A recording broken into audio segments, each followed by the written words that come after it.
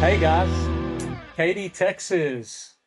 It's a long ways from home for me, but I am always humbled to be with my good friend Stacee Lynn and to meet some of you guys out here who have been following along on social media. You know, social media is a funny thing because you're reaching people, you're getting to know people that you don't realize until you come out. And Stacey and I talk about this all the time, but you know, my wife couldn't be here today. Brandy, many of you guys that watch our YouTube channel, things like that, she wants to extend uh, her apologies, but I've got a little one who's doing opening day today in baseball. So, you know, family stuff. A little bit about me. I am married to Brandy, and she's my wife of 23 years. And we've got four children. And, you know, when we decided to set out to start this little construction company, I told my wife, I said, don't worry, honey, we'll just paint some houses, build some fences, do some little shower remodels, you know, these kind of things. And next thing you know, here we are, you know, it's full blown, just building, building, building, building, building. And she's just working herself, you know, over there answering phones, doing all this kind of stuff. But it's a lot of fun. And I know Stacy and Oliver can attest to that, how quickly that can happen. But I'm humbled to be here. I want to thank Stacy uh, for her friendship and for inviting me to be here with you guys. She came here last year. She said, Josh, you got to come. Josh, you got to come. Josh, you got to come. So I appreciate that and the opportunity to be here. But a couple quick things, I guess, we could get into, and I know we may do some back and forth a little bit. And are we going to get into some questions and stuff? So we're going to have a little bit of time for that. So if you guys can be thinking about it. But I guess one of the things that has caused some of the rise for the demand of the barndominium in our area, which we're in the Dallas-Fort Worth Metroplex, and we have just a large demand for building for the barndominium. You know, in a lot of other areas outside of Texas, it's a lot more of a struggle to get the opportunity to build a barndominium because they don't have financing, they can't get insurance. There's a lot more challenges, jurisdiction, you know, the jurisdiction. Some of these jurisdictions just really fight against it. And, you know, you got to ask yourself, why are we building barndominiums when there's so much opposition, you know? And one of the things that I say, it's because it's what the people want, right? It's because of you and because of us. I guess one of the things that we started out and why we were building is because we built a barndominium for ourselves. You know, we had a demand, we had a need, and same as Stacy and Oliver. And, you know, one thing we got to say about Oliver, I think he's underpaid and overworked, okay? And you guys can testify to that. Everything, Oliver did this, it would have cost $1,000, but, you know, I didn't, and poor Oliver, I think he needs that $1,000, you know. No, these are sweet people. I've really enjoyed the relationship with you guys, and we don't get to see each other that often, but anyhow, the demand for the barndominium has been just an ongoing, sensacious desire by the demand of the people, and the trends that are there are because it's what the people want. And I think anytime you've got that kind of demand, it's not because the Barndo guy and the Barndo lady and you got all of this happening, that we're not the ones that are necessarily creating the trend, but we are trying to help facilitate and trying to help direct this already enormous trend. If you do the research, you'll find that the barndominium is actually the number one trending. It's the number one trending topic in construction today in the United States of America. The number one trend in construction is barndominium homes. You know, and with that kind of tout, you would think, why aren't, some of your more supply chain, some of these things kind of catering to that? It's because we got a confusion going on in the systems right now, right? You got your lumber supply companies over here. They're not sure what to do with the barndominium. You got the steel manufacturers over here. They're realizing that there's a lot of benefits to the barndominium, and they're kind of leaning more that direction now because, and they're trying to help with it. But you got these two worlds that are colliding, so to speak, right? And anytime you got those two worlds colliding, somebody's got to kind of be focused and say, okay, we want to make sure we're not doing things that are jeopardizing the long term or the longevity of this industry. Okay, because this is not a regulated industry. You got a lot of people who want to build it. They'll do, I call it barndominium or bust. Huh? You guys know people like that? Barndominium or bust. And so, there's a lot of people that will do anything to be able to say they have a barndominium. So they're going through a lot of practices that really aren't good building practices. And so those are some of the concerns that I have being a builder in this industry. We're focused on trying to make sure we're promoting building trends that are for the long haul. Okay. And I don't know how many of you watch YouTube or, any of those kind of things, or if you're just here to gain information and you'd heard what a barndominium, or maybe you never even heard the word before today. But I think some of you probably heard the word barndominium before. Because Katy, Texas has a barndominium expo.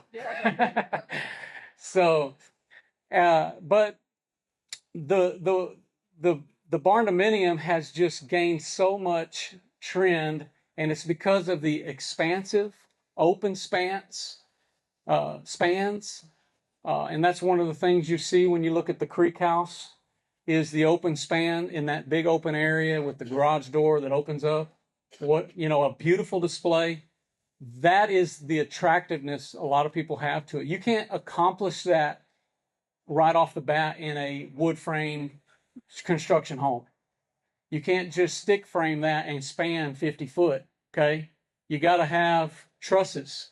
You got to have all these elaborate wood trusses to be able to do it. Look at these steel beams right here. Yeah, look at these steel beams coming across here, Stacey just said. Okay? And look how far it goes from that point all the way over to there. You can't, this is obviously a little bit shorter ceiling height for the size of that steel, but you couldn't do that with you could do it with wood, but it's going to get pretty elaborate. You have to have Noah's Ark or something like that going on. So, those are the start of what are some of the advantages of building a barndominium. You have the structure itself, and one of the three things that I measure for building a barndominium of quality is the number one, the durability. This is something that I think strength in the structure itself gives you a durable product. So this is something that I'm constantly focused on. As a builder, Stacey can sit here and tell you how to make it look pretty. And a lot of you some of you can see the end from the beginning. But as a builder, you have to focus on what are we doing? Okay? What are we building? And the strength that it gives is one of the advantages in a barndominium because you got the free span. The only thing you have load bearing is if you had a second story or the ceiling itself in your barndo, or depending if you hang a big fan like that in there, So those are the things immediately that I focus on as a builder is the durability. Number two is the efficiency, making sure that what we're doing is a step better. We're not building something that's going to create moisture damage, I have so many people, guys, that call me because of some of the shady stuff that goes on because, like I said, barndominium or bust. And there's a lot of problems with flashing and things like that because they're not focused, because all these practices still matter.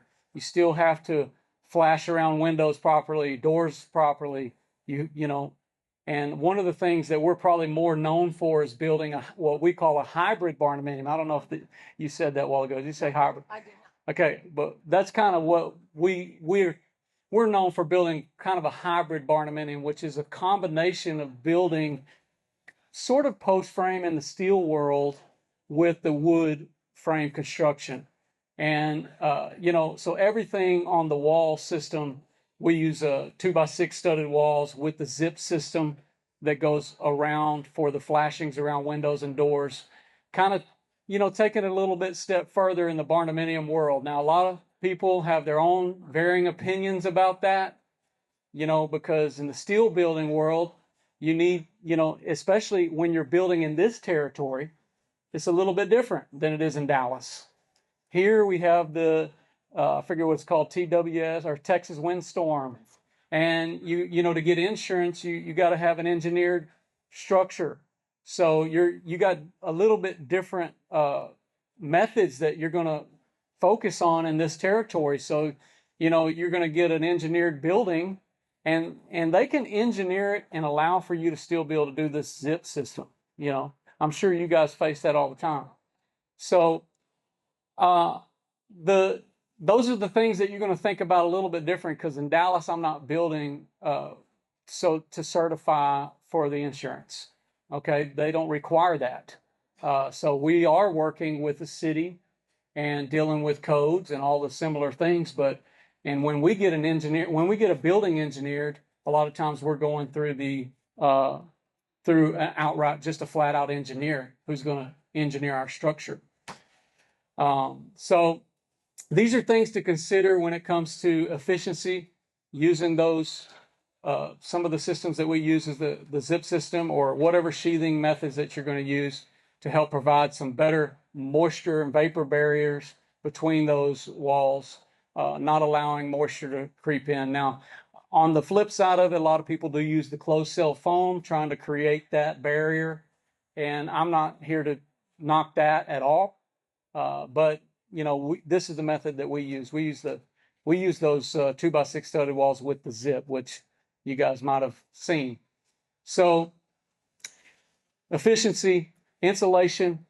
A lot of times in the barndominiums, you can gain better insulating values, especially if you're doing thicker walls.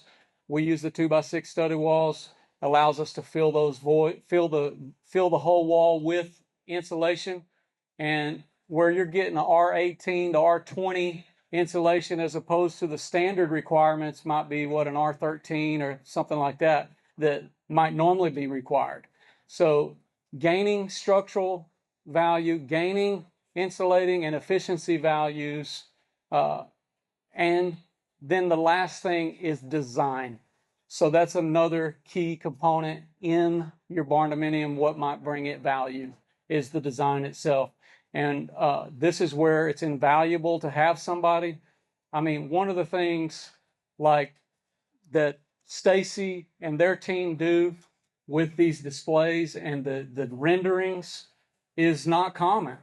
And they're probably one of the only ones that I know that can really create that type of display and really give you that ambiance feeling about what your barndominium is going to look like and feel like walking through it on a 3D deal.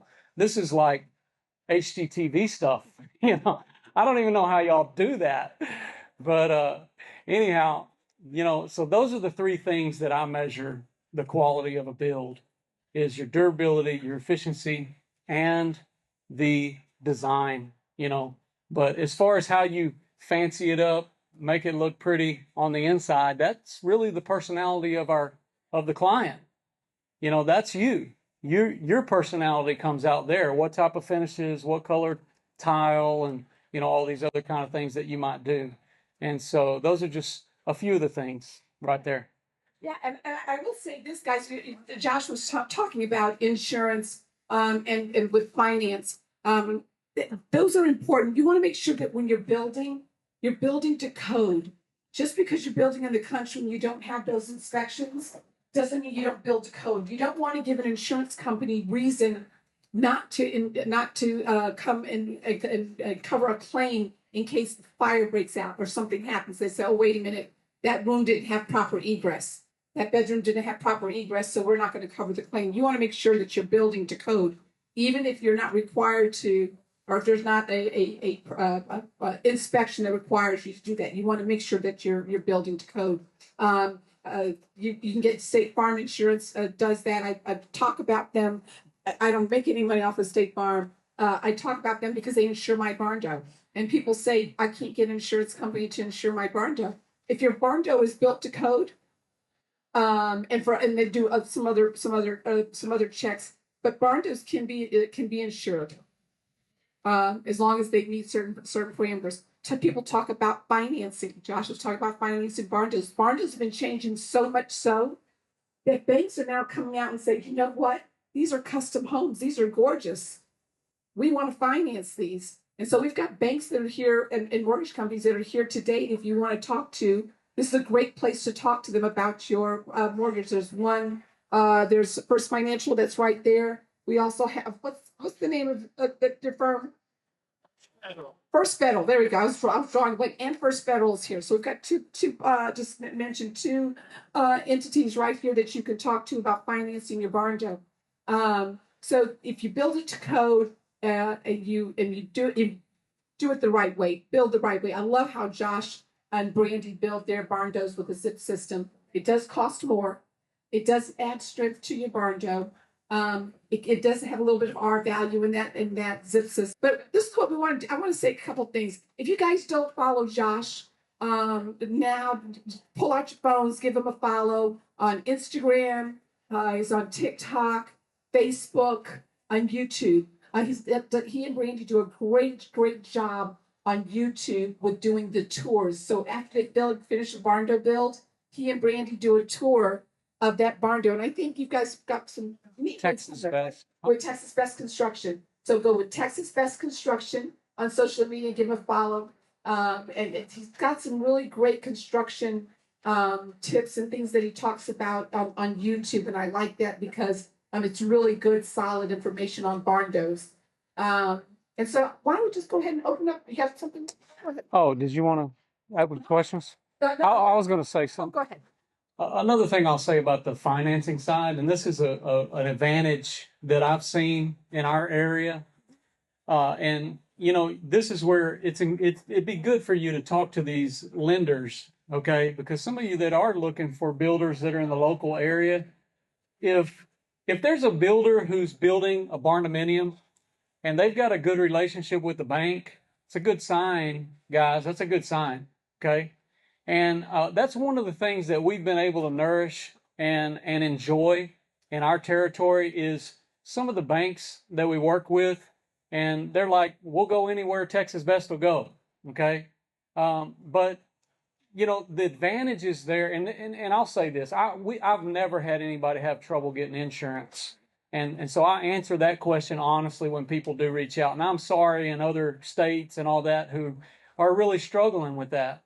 And all we tell them is to be patient, because I think with time, and this is the other great need. Like, we're blessed to have Stacee and their team developing and creating such inspiration, design, and all this kind of stuff. But the more that we can get reputable builders who will do right, this is what's going to be the connecting force that helps all these other communities to be able to do what they need to do. And so, people ask us all the time for builders. And of course, we got our head buried in the sand building houses, so, and I don't get to do this very much. I really don't come out much to do this. I'm a family man, and I'm either, volleyball games, basketball games with the kids, or we're building homes, doing tour videos, and somehow we did something crazy and we became YouTube influencers. That was not part of the plan, okay? That was not part of the plan. But we're just like all you guys as well, just simple people. But go ahead. I'll give it a Well, I thought we'd go ahead and open it up and take a couple of questions from the floor. Okay, yes, ma'am. We're building a hybrid Barndo in Livingston, Montana, near Yellowstone National Park. Oh, nice. Wow. The cost per square foot, high, low range, because there's a builder we work with who does 400 to 500 per square foot. That's not us. Gotcha. What reasonably should we be looking? So, Montana. this a lady, what's your first name? Frida. Rita? Frida. Frida. So Frida is building out near Yellowstone, Montana. Did you come all the way from Montana? We live in Wisconsin. You live in Wisconsin. Okay, wow. And they're going to build out, look at building a Barndo out in Montana. And so we actually have some clients who are out there, and I might be able to ask them to share what they're spending. We might be able to help you out with that. Her question was about cost to build in the Montana area. And so that one, why don't you and I have a conversation after, because that's a high price market. With some of the, depending on where you are in Montana, it can be. But I've got some clients out there, and I could reach out to them and ask them if they would share roughly what dollar per square foot they're using. I might be able to help you out. Okay, sounds good. What you got? I have a question about all this like black and charcoal gray colors. Is it gonna really affect the energy loss and will it fade over time? Because we're debating about using a dark color finishing. Okay, I'm going to answer that one. So the question is about there's a huge trend with black barndos. I'm going to tell you in our design business, we are probably about 60% of our clients right now are going with black. Black, either a black roof or a black and black roof and black sides. So I've got a client who owns a sizable roofing company here in Texas. We designed him a black on black barndo. I said, let me ask you a question. I said, can you tell me is it going to be more cost to heat and cool in the wintertime and the summertime because you've got a black roof? And he says, would you like for it to say it won't? And I said, okay. He said, okay. Would you like for us to say it does? And I said, okay. He says, I've got a study for both of those. I've got a study that'll say it does, and I got a study that says it doesn't. But he said, this is the thing, Stacey. He says, if you want a black roof in the state of Texas, if you are insulating the right way, he said, could I pay an extra $10 more a month during the summer for my black roof? He said, maybe. He said, but for me, it's worth it because I want to do it. He says, but I plan to insulate my roof very well. And I don't plan to have that big of a problem. He said, if there was he thought it was going to be a big problem, he wouldn't put a black roof on. But owns a roofing company, and he's got a black roof going on in his condo. So I really think it just depends on what you want. But if you like that black roof, life is short. There's a lot of people looking for that black, that clean black modern look. It's striking, especially if you're in a wooded setting. It almost blends into that. It always blends into that cabin in the woods. It's a barndo in the woods. What's your experience? I always tell people basically, I mean, we're all about efficiencies, and I'm all about it, and I'll go to the length that my clients want to go. But I always tell them too, this needs to be everything you want it to be when it comes to the presentation and what your feeling is about it.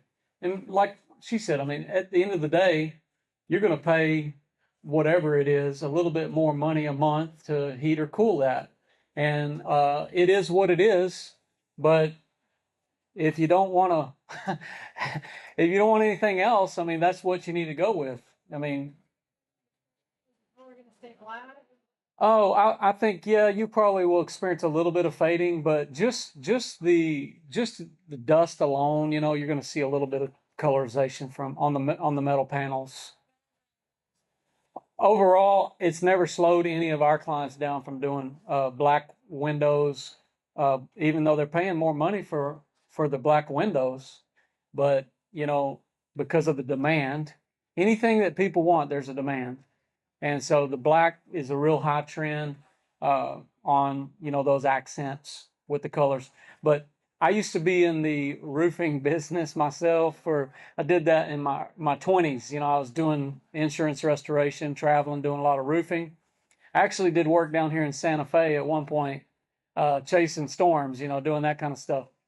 But I used to have the same question all the time. Is the darker color roof going to cost more? And I always just encourage people like, look, what do you want? You're going to have this on your house for however many years. What do you want to see? Because at the end of the day, like Stacy said, especially when you're building a house, build for the efficiencies you need. I don't think you're going to see a big rise in costs. Remember, asphalt roofs are dark.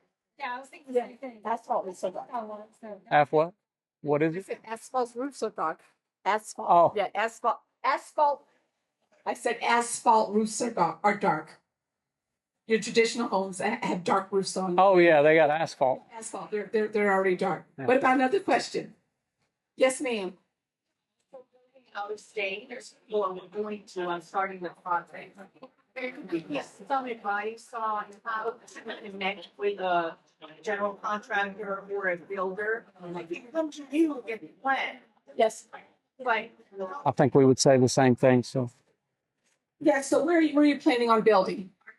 Arkansas. There you go. Again, that whole southeast corridor, the southeast corridor. Is that okay? So I'm going to repeat the question. The question is, she's looking at building a Barndo in Arkansas, and so she can get the plans from us, but she wants to know how does she connect with the general contractor. So let's talk about that really quick. We just say something really quick on a general contractor. You can give our office a call. We may have someone in Arkansas. I think we might have one or two that we might be able to point you to. You still have to do your own due diligence, right? You still have to do your own work and make sure that the contractor is going to work for you guys.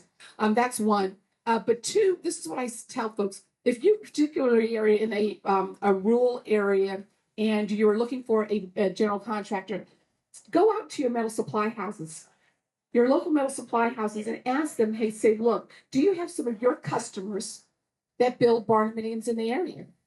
I would go to them and ask them because they've got people that are going to them and putting up metal buildings.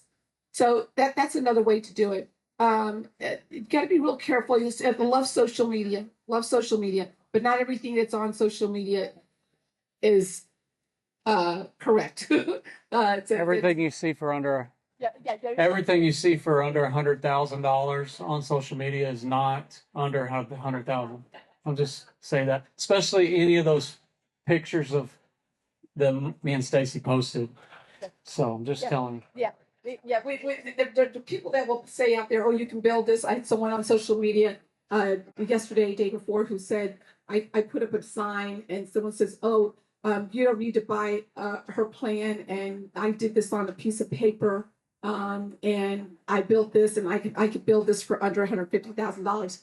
And I had to say, I can't get there. I got a good idea what the concrete's going to cost. I got a good idea with the windows, with the spray foam insulation, with what the roof is going to cost, and with the HVAC system, electrical. I can't get there. And so sometimes when people make comments like that, it's people believe that. They believe that, oh, I can build this, 4,000 square foot house for $150,000. No, guys. One other thing I'll say to try to help you there, if you're in Arkansas, and this is something that I'm sure that you guys say all the time, but reach out to there's probably a local Facebook group that's centered around that area. Sometimes there are. If they're not, they might be gathering somewhere else. But a lot of people are on there on Facebook with the groups. We have a group called Building Barndominiums that has several 100,000 people on there. And you might just get on there and be, and post looking for a builder. And there might be some options, but I wouldn't stop there. Like you said, you got to vet out everything and you want to know their process. You're going to want to know, what their efficiencies are. You're going to want to know to what length and degree. And that's where you have an advantage. You'll be able to see some of the methods and the stuff that we're putting out there and try to find somebody who complements that. But at the end of the day, you could also, the old general contractor in me who, I've gone and worked in territories where I wasn't familiar with, but you got to go to the suppliers, you got to talk, you got to ask those questions and say, hey, do you know a good this? Do you know a good that? And you just start building a list and interviews. That's what it takes. So why don't we take one more question and then Josh and I will head over there and we can answer yours personally. Yes, sir. How far south can you go? How far south? I'm glad you asked that question because I'm going to get that, here in just a second.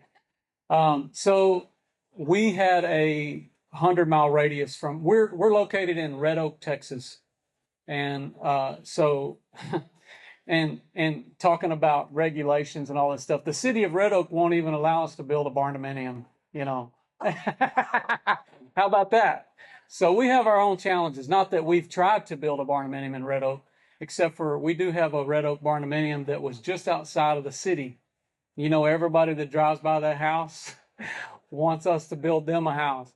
So, but we're in Red Oak, Texas. It's about 20 minutes south of Dallas. And we are doing shell only options up to 100 miles from that area. And turnkey deals up to 60 miles. We were trying to do turnkeys up to 100, and we still have some of those that we're doing, but it just got a little bit ridiculous when fuel prices went up, the demands, as you can imagine, as we're going from one project to the next. We're working in a demand, so we might be going from this project that's 100 miles that way, and that project that's 100 miles the other way. So that's 200 miles. So, that grows really quickly whenever you're talking about loading down a 40-foot flatbed, with a $4,500 Ram. So, especially when the fuel prices went up, we went from spending a lot to a lot more. I am going to make another suggestion to you guys because there's a lot of people that want to hire a general contractor, and there's some really good general contractors out there. For those people who are looking to self GC, and you are looking for, but you don't want to do the shell, and I wouldn't suggest you do the shell. There are erector crews that travel. Excuse me, just like Josh was saying, he can go up to 100 miles and do the shell only. There are erector crews. I've got an erector crew company I've got a relationship with that's out of Florida. They also have an office out of California. They do a lot of my shells all across the country. They're familiar with my designs. They just put up, I shared on Instagram recently, the last couple of weeks. I shared a Lauren design, the very, very popular Lauren design. It's an all black Barndo. They just finished that shell. I think they did that shell in 3 weeks. The crew comes in, they put it up, and they walk away. And then the homeowners are going to GC the rest of their build inside. So if you're looking to self GC, I certainly strongly encourage, unless you're a metal person, I would really encourage you to do a shell or an erector crew to come in, put your shell up, and then you take over from there because they're going to get it all right. And another thing I'll add about the shell only that might be unique on what we provide, which is a little bit different, is we do. So if you were going to do a shell only with us, just trying to save myself a little individual time here, but if you were doing a shell only with us, what that includes is all of the exterior framing, everything. Of course, the foundation's engineered. All the structure is completely framed, including as you brought your design. Let's say you got your design from Stacee, and I was going to build it. I would take that design, get the foundation engineered, build the house, and do the interior framing of the wood framing as well. So ours is not just the outer shell; it's actually the inner shell too, with the wood framing package. So all of the wood framing, all the windows installed, all the doors, all the exterior panels, everything dried in 100% on the exterior. And that's the extent of it. So what would be left is everything pretty much that a standard general contractor could do at that point. They could come in and get electrician, plumber, HVAC, all these other kind of things. And then cabinets, all of that can be done after the fact. So that's that kind of explains the shell only for us. I don't know what other people are doing as far as shell only. We have just came off the Fresh Ideas stage at the Katie Home and Garden Barndo Expo. Yes. Oh my gosh, how exciting. Wasn't it a great crowd? Stacey, what do you think? What do you think about Barndominiums? I love everything about Barndo, like you do, Josh. We're Barndo lovers here. I tell you what, I think we've got a long ways to go. Yes. There's a lot of questions out here, a lot of good questions. Yes. And what I'm finding is that people want to know. They want to know about efficiencies. They want to know about basically Zip system. Zip system. Zip system. They want to know about design. Yeah, because people want to know how the design impacts their budget. Yeah. You know, the build, how's it going to impact their budget? Yeah, and I think that is critical, and some of the things that we're talking about today. So Yes. I'm looking forward to continuing the conversation, and and thank you for inviting me. Oh, it was our Yeah. pleasure. It's been You were a hit, Josh. Absolute hit. I was Everybody like- loves that beard, man.